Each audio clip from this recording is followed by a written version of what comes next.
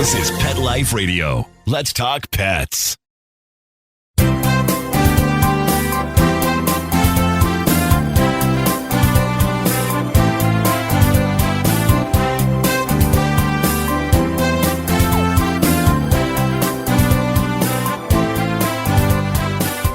And welcome. You're here live with Dr. Jeff Werber, your host here for the next 30 minutes here on Pet Life Radio's Ask the Vet with Dr. Jeff, along with my Instagram live. And so anything you want to talk about, we're here for you. We're here for your pets. We're going to have some fun and maybe learn something. Maybe. Hope we learn something. Anyway, you can get a hold of me, 877-385-8882. Once again, toll free, 877-385-8882. You can also join me here live on Pet Life Radio. You just go onto Pet Life Radio and you click on shows and you can just join us here. There's a Zoom link left for you by Mark, our producer, and you can join me live here on Instagram. You're already live. Just anything you want to talk, just type it in. You can request. I can go have you join the show, but I can't. It takes up the whole bottom screen and I can't see all the people who have questions. But if there's anything specific you want to talk to me about, just send me a note and I will call you after the show. However, today I'm going to be a hard out at the half hour because I'm doing a live KTLA piece on, interestingly, and it's also one of the stories today about a huge rise in marijuana toxicity in pets because of probably careless owners. I hope they're not doing it purposely, but there have been a rash of, since legalization in different states, many more emergency visits by pet parents with their pets because of marijuana toxicity.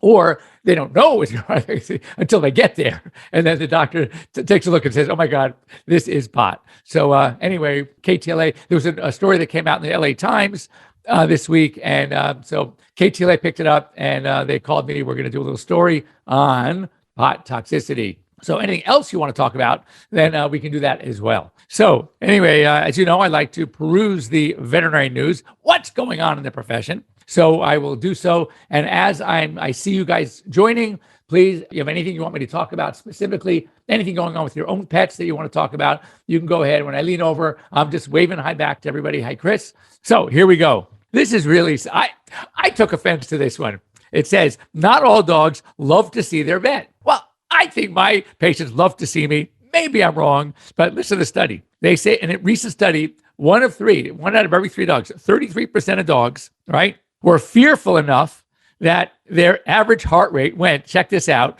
from a 97, which is pretty okay for a dog, to 180. That's insane. So basically, we think they're doing great. We think they love to see me. But this is really what's interesting. So when did the rate jump the highest and when did it go the lowest? And this is what I found very interesting.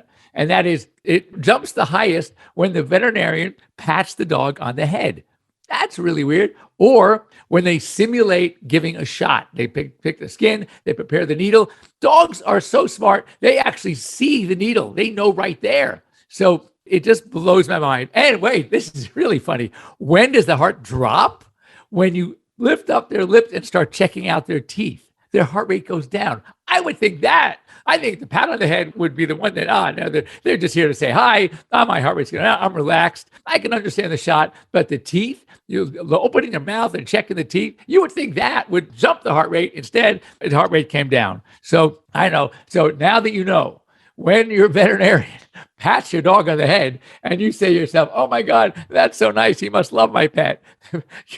The dog may not think so. At least 33% of them. I think my patients are in that 66%. I think they get very relaxed when they come in. But anyway, so Mama Sue, I'm curious about these dog foods my friends are using. We'll get to that in a minute. If you could just type me which foods they are, then we can talk about it. Okay, next up. Here's a good one. It's sustainable. That's a big thing, right? And the environment, and I get it. So check this out. There is sustainable dog treats made from insect flour. They actually grind up the insects into, super fine powder. And then that's exactly what happens. So listen to this. The company that makes this entered their treats into a competition.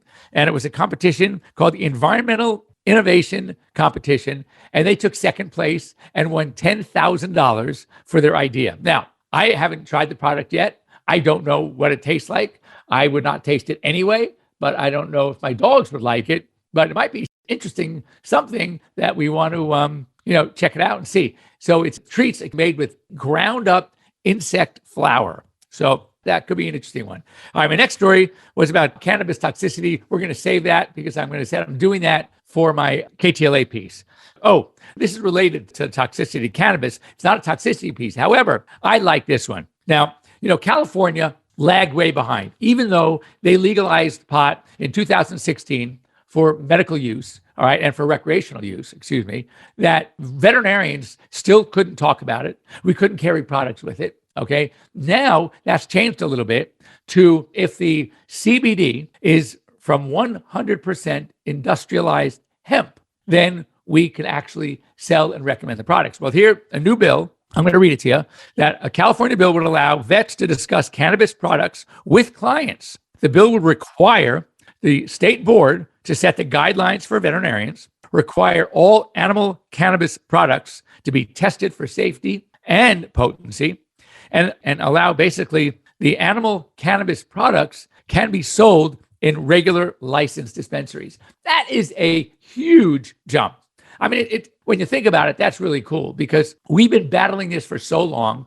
When I think that there's so much out there, I'm just going to read you. And I picked this up when I was in Aspen, Colorado. I picked this up at a pot store, and it's pretty legit. And it breaks down the different types. There's THC, CBD, CBG, and it shows all the benefits of each one. Obviously, the only thing we can do for veterinarians and for our animals is CBD.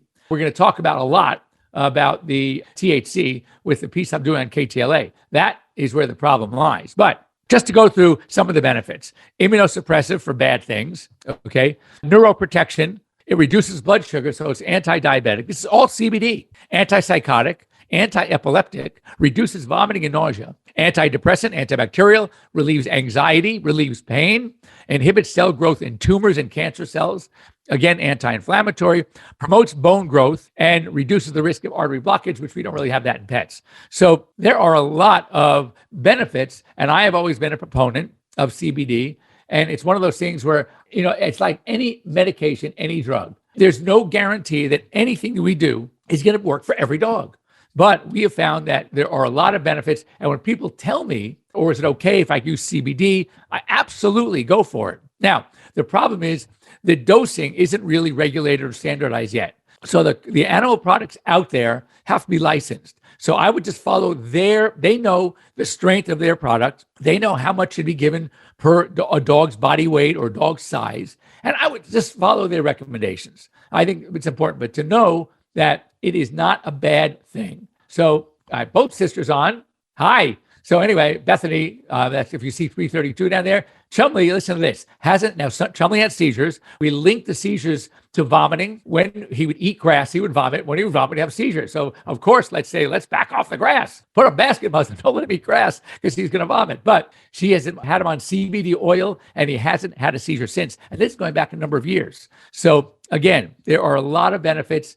And, interesting, one of my colleagues who has been on the show before, she has her own show on Pet Life Radio, Dr. Justine Lee, who is a whiz. And so we have all sometimes we've done this counterpoint together about pot and CBD. Now, because of her role as a board-certified veterinary toxicologist and board-certified emergency medicine critical care veterinarian, she has to be much more, she's representing those colleges and therefore has to be a lot more conservative than I am. So she takes the anti role and I take the pro role. But off camera, she will tell you that she is not, now we're talking just CBD here, not THC, because I'm with her when it comes to THC.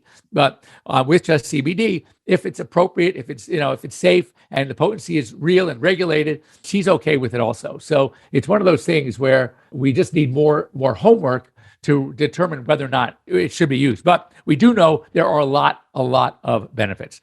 All right, next up. So this is a good story. Many of you may not like the idea, and I don't blame you. However, for what we're working with, all right, you'll understand where I'm coming from. And that is this. There are 100 plus breeders and about 150 more that are now trying to be licensed. There is a breeder certified, it's called Canine Care Certified. It's a licensing for breeders. And basically, because there's no way to evaluate these breeders. It's kind of like a good housekeeping seal of approval for breeders. Now I know, and I even wrote on my notes, adopt when you can. But for those of you who are looking for a particular breed, where do you go? How do you know? They'll tell you anything you want to hear on their websites. So how do you really know?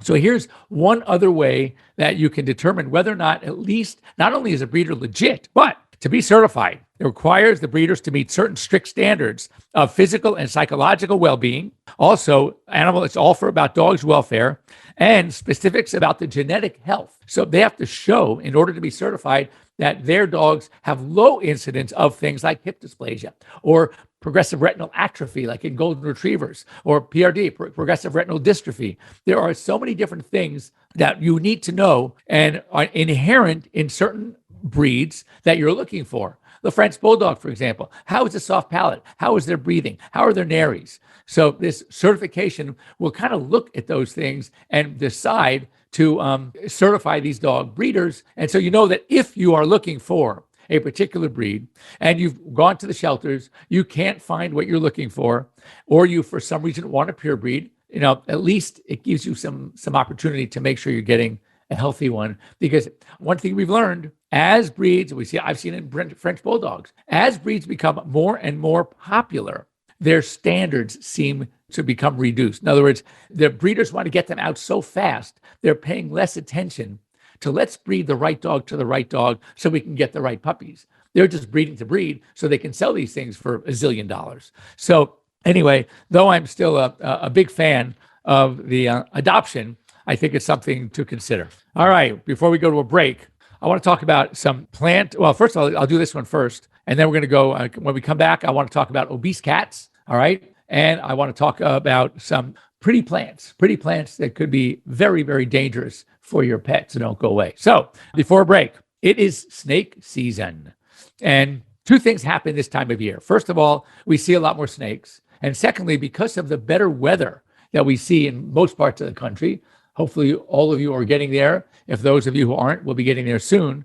And that is, you're going to spend more time with your dogs outdoors. You're going to go on the hikes. You're going to go on the treks. You're going to go into the canyons. You're going to go into the mountains. Whatever it is, you need to be aware because snakes are out there. And rattlesnakes are one of them, one of the venomous snakes. We see a lot of them.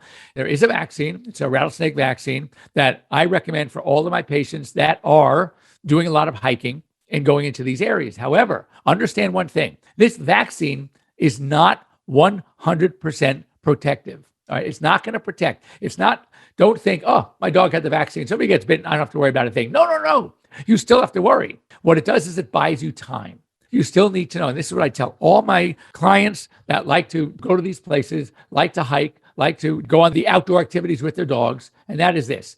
No, first of all, get the vaccine. And then also you need to know not only the closest veterinary hospital or emergency facility, but to make sure they carry in stock antivenin. It's an antivenin. That is the injection that's going to actually combat the poisonous venom that these snakes are emitting when they bite the dog. So you want the antivenin, it's called, so you should call up. Now, where I am, I don't carry it, for example. Why? Because we don't have them in our area. I'm right in Westwood, and it would be too long to get to me anyway. And because of that, and this is pure business also, that in the few times I would use it, it's very expensive and it has a short shelf life. So for me to carry it for maybe one case a month, it's cost prohibitive, really. So you want these emergency facilities and these hospitals that are near these areas, and they probably do carry it. So wherever you're going to be, before you take off, make sure to call, go online, check out the nearby hospitals,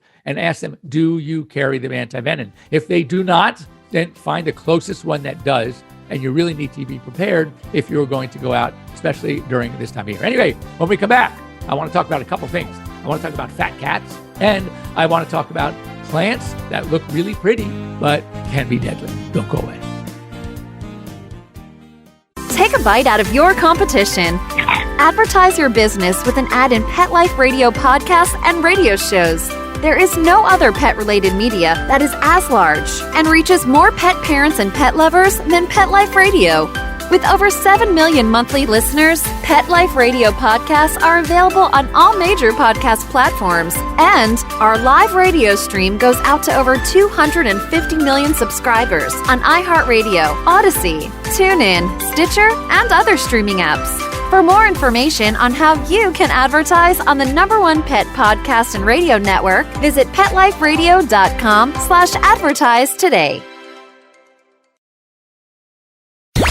Let's talk pets Let's talk pets on Pet Life Radio. Pet Life Radio. PetLifeRadio.com.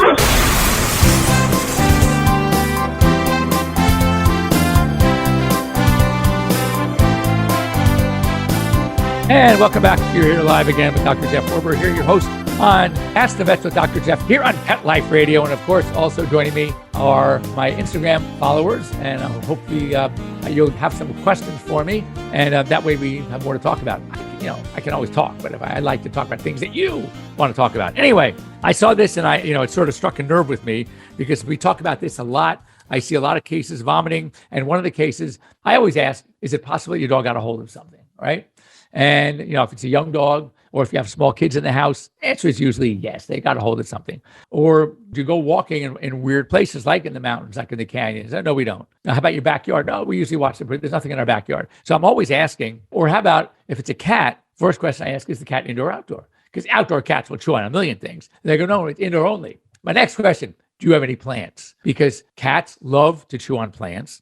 Dogs like to eat plants. I have in my yard, we have a fence that fences off a part of our backyard that is green and lush to our dog area, which is not. And yet some of the plants will grow through the slats in the fence, separating them. And I walk out there, they've eaten them. Or when I see vomitus and guess what's in there, the plants are there. Fortunately, they're not poisonous. So I just want to run the list of some of the things that are potentially dangerous, even lethal. For example, a mouthful, one azalea leaf may not do it, but a mouthful of azalea leaves can be very toxic, especially to small dogs, and even lethal. Here's one: a single seed from a palm called the palm, Sunday palm, can be deadly. It's almost like dogs that have that, whatever it is, that they are toxic to raisins and grapes. And fortunately, not many are, but those that are, that literally one grape could do it. I don't think it's common. In fact, I will tell you it's very rare, but it can happen. Look, I used to play with my dogs. We used to play catch with raisins. And so anyway, this is what I always say, that to be safe, don't feed your dog raisins or grapes.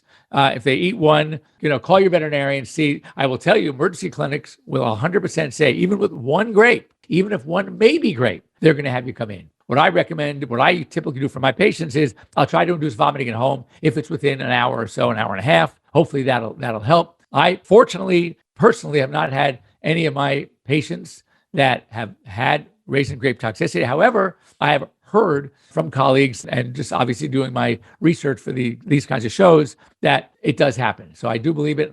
I highly recommend. So even if you used to use it in the past with other dogs, this is a different dog now. It may not be the same. So therefore, avoid raisins and grapes. Anyway, other potentially not maybe lethal, but plants and flowers that can make your pets very sick: birds of paradise, daffodils, geraniums, hibiscus, tulips, aloe vera even. They're actually eating the plant itself. I write lilies here for one reason. Lilies in dogs can cause some gastric irritation. It can cause some, rashes, things like that. But one thing that they can be sick, but severe reactions, we call it, maybe not death. But I will tell you, lilies and cats, even if you have lilies in a vase and you water the vase and you have that bowl underneath, and so everything is kind of draining into the bowl, if cats drink that water from the bowl, then they too can potentially die. I mean, it is very, very serious. It's almost like having xylitol or any of those poisonous things that can affect the liver, the kidneys. Lilies and cats do not go hand in hand. So make sure to be very careful. If you have cats, I would recommend not having lilies in the house. Very simple. So one of the things I wanted to talk about, and I saw a story about obese cats. And one of the problems is that it is easier to manage an obese dog than it is an obese cat. For one thing, what do we typically tell people, all right, when it comes to obesity for their dogs, right? Two things, two elements. Yes, you want to go ahead and you want to check them out to make sure that they're okay health-wise. Nothing wrong, metabolically, but they still are going to potentially gain weight. So what do you do for a dog? Very simple. Two things, same thing we do. cut back on the calories, increase the exercise. All right, pretty easy, because who's in control of the food that we feed our dogs? We are. So what happens often is, how do we feed our cats? Do cats have mealtime? Some do. Most, what do? We take the food, we stick it in the bowl, and they graze through the day. Well, if you have a lot of cats, as I do, I have 5, some like to graze, and some like to have mealtime and will polish the food away right away. So it's very hard when you have 2, how to manage that.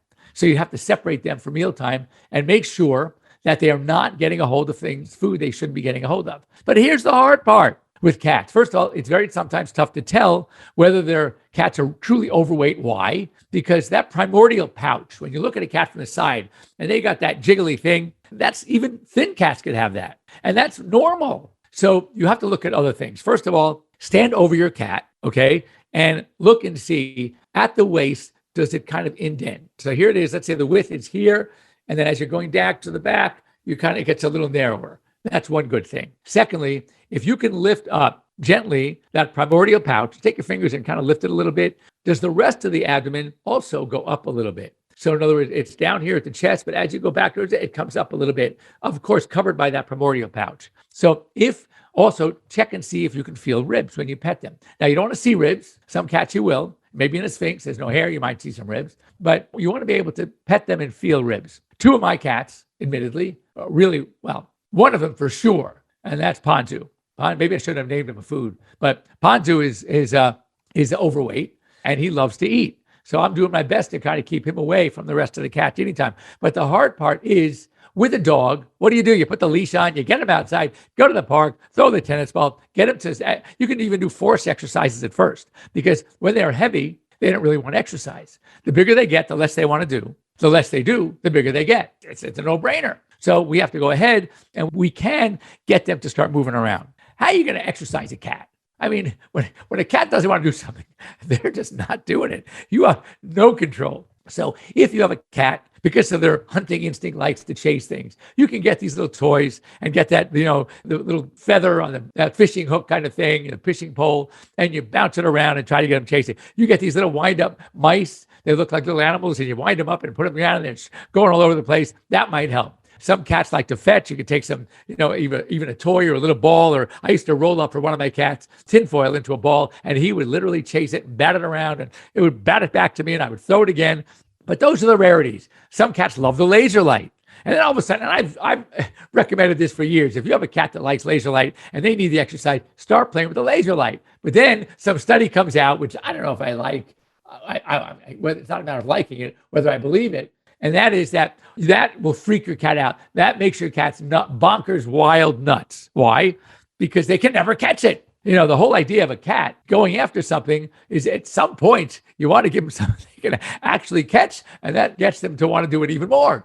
I personally have not had a problem with that, and 3 of my 5 cats will go nuts trying to chase that light. I mean, sometimes I can be in the kitchen with, wherever they are, and a light will come through a window. It reflects off my watch. All of a sudden, one of my cats is going nuts, jumping up on a wall. I'm going, oh my God, did he see a bug? Did he see a spider? What's going on? And I realized it was my watch, the reflection against the wall. They just love doing that. So if you have one such cat, that's what I'd recommend. But better yet, the best way to treat obesity in your cats is not to let them get obese in the first place. It does create problems. It creates some heart disease. Cats get type 2 diabetes, and there's a definite scientific increase in type 2 diabetes in overweight cats over non-overweight cats. So that's something you just need to know. Of course, joint problems, increased incidence of cancer, very similar to the dogs, and the heart disease we mentioned, respiratory problems. So the best way to prevent the obesity is don't let them get there in the first place. So if you have a cat, and you'll know early on when you get a new cat, is this one of those cats that wants to devour everything at once? Or is this a cat that is okay with pacing himself, and then you control accordingly? But if you know that every time you put food in that bowl, they're over at that bowl and polishing it off, this is not a cat that you can free feed.